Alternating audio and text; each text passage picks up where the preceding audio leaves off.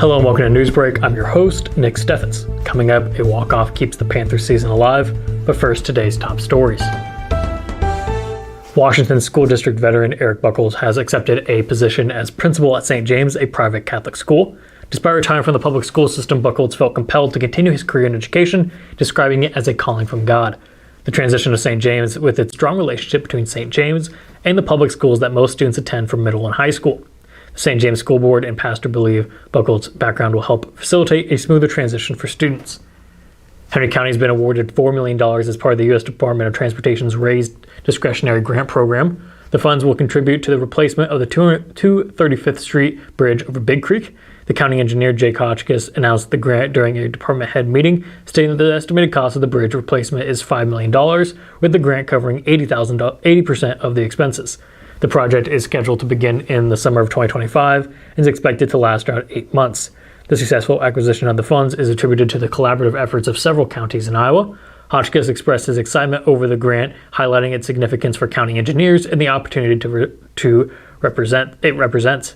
The news was met with applause from the Board Supervisor's office. Hotchkiss plans to continue working on securing further funding for the state through the committee. Preparations for the Washington County Fair are underway, with volunteers working tirelessly to ensure the success of the event. The fair, held once a year, sees a steady increase in the number of volunteers as the date approaches. The Fair Board President, Kurt Dahlmeyer, emphasized the year-round commitment to maintaining and improving the fairgrounds, including upcoming projects such as revamping the track and constructing new pavilions. Dahlmeyer expressed the importance of the fair as an integral part of the community, bringing together city and farm kids and uniting the entire community.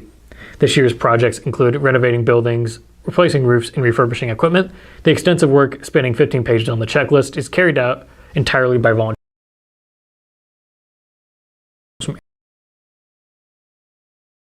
volunteers for their contributions in making the Washington County Fair one of the best in the state. The Southeast Iowa Symphony Orchestra is expressing gratitude to the Iowa Wesleyan University Board of Trustees for their continued support during a period of uncertainty. After the closure of Iowa Wesleyan University earlier this year, the board has allowed the SEISO to store equipment, music library, office supplies, and archives on campus, ensuring the orchestra's operations continue with minimal disruptions. While the university's plans remain unclear, the Southeast Iowa Symphony Orchestra values the open communication with the board regarding their future relationship with the use of the Iowa Wesleyan Chapel, a prominent performance venue in Southeast Iowa. The orchestra publicly acknowledges the board's unwavering support over the past 70 years and their commitment to the arts and the well-being of Mount Pleasant and Southeast Iowa. Southeast Iowa Symphony Orchestra pledges to keep the community and supporters updated as new developments arise. We're going to take a quick break, and when we come back, we'll take a look at the weather and sports.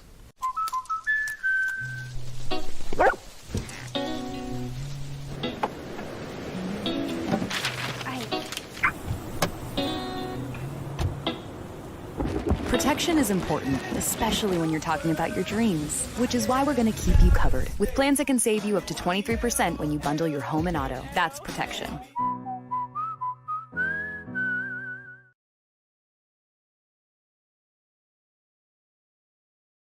Bring the kids and share the memories from steam engines, antique cars and trucks, tractors, gas engines, and horses. Maybe your memories are of great food from the North Village to the Log Village, or learning how to square dance over at the Dance Barn. This is the place where memories are made. Make plans now to enjoy the history of the past at the 2023 Midwest Old Threshers Reunion, August 31st through September 4th in Mount Pleasant. Visit oldthreshers.com for more details. At 5 Star Community Credit Union, we want to help you lead a better life. We offer competitive rates and convenient appointment times for all kinds of loans: auto, recreational vehicles, home equity, line of credit, holiday, and personal loans. We make it easy to build your credit and enjoy the good things in life. We invite you to join 5 Star Community Credit Union.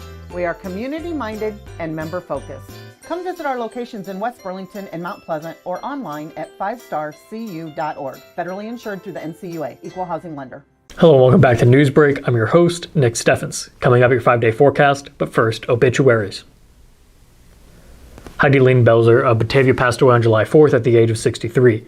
A memorial service will be held at 11:30 a.m. July 11th at the Christ Church in Ottumwa. Cranston Family Funeral Home is in charge of the arrangements. Melvin Eugene George of Lockridge passed away on May 5th at the age of 83. A celebration of life will be held at 10:30 a.m. July 15th at World of Life Church in Fairfield. Elliott Funeral Chapel is in charge of the arrangements. That was obituaries. It is now time for your 5-day forecast. Today we've had some great weather with a high of 86 degrees and sunny skies. Tomorrow will be 85 and partly cloudy. There's a chance of scattered thunderstorms on Wednesday with a high of 81. The weather will clear up on Thursday with partly cloudy skies and a high of 81. And there are thunderstorms that will make a return on Friday, and the high will be 82. We're going to take another quick break, and when we come back, we'll take a look at sports.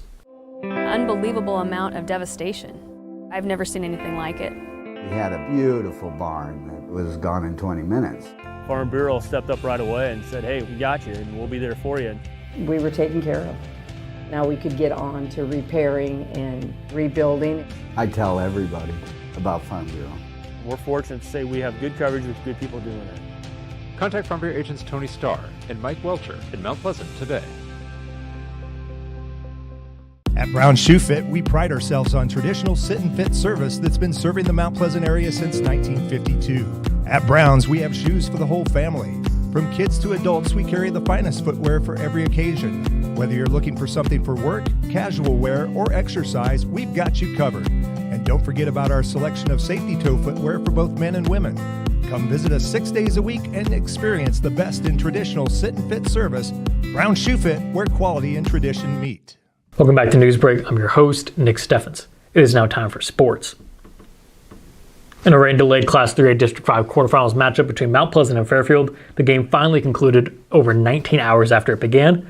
Mount Pleasant's Eric Vanghaus delivered a walk-off single on Saturday afternoon in the bottom of the ninth inning, securing a 4-3 victory for his team.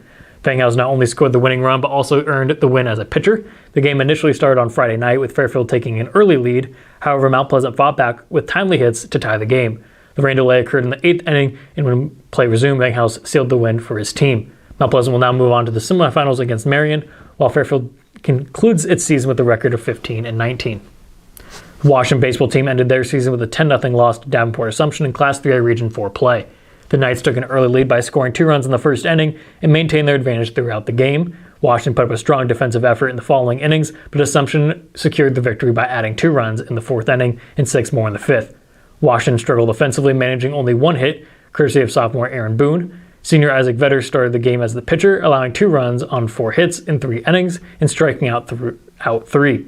The Demons finished the season with a 4-23 record, and 5 players, including Vetter, Ethan Patterson, James Strabela, and Austin Riebling and Brian Fritz, will be graduating from the team. The Mount Pleasant softball team put up a strong fight against Keokuk in the regional tournament game, but ultimately suffered an 8-7 comeback loss. Mount Pleasant displayed an impressive offensive performance, scoring runs in alternating innings to take a 7-3 lead by the top of the 6th. Sage Burchett contributed 2 home runs, the first 2 of her high school softball career, while Jolene Martin held Keokuk's offense at bay. However, in the bottom of the 7th, Keokuk mounted a comeback, loading the bases and scoring 4 runs, including a walk-off walk to secure the victory. Burchett finished the game with 3 hits, including 2 home runs and 4 RBIs. The loss marked the end of the high school softball careers of seniors Ella McNamee, Jaden Hausch, Jersey Beachy. Mount Pleasant concludes the season with a record of 5-25. In the Class 3A Region 8 semifinal, the Washington softball team faced tough opposition from Assumption, ultimately suffering a 7-0 defeat. Assumption, ranked second in Class 3A, took control early, scoring 4 runs in the first inning. Washington struggled to generate momentum at the plate, managing only 2 hits throughout the game. 8th grader Colby Griner recorded the first hit for the Demons in the second inning, while freshman Leighton Salazar added another hit in the 6th. Assumption continued to add runs, scoring 3 more in the 3rd inning. Both teams showcased impressive defensive plays in the remaining innings. Isabella Salazar pitched for Washington, allowing 7 runs on 9 hits, while Griner pitched 3 innings, giving up 1 hit. The loss concludes Washington's season with a 24-13 record, with senior Haley Mitchell concluding her high school career. That's the news for Southeast Iowa. I've been your host, Nick Steffens. This has been your News Break, and I will see you next time.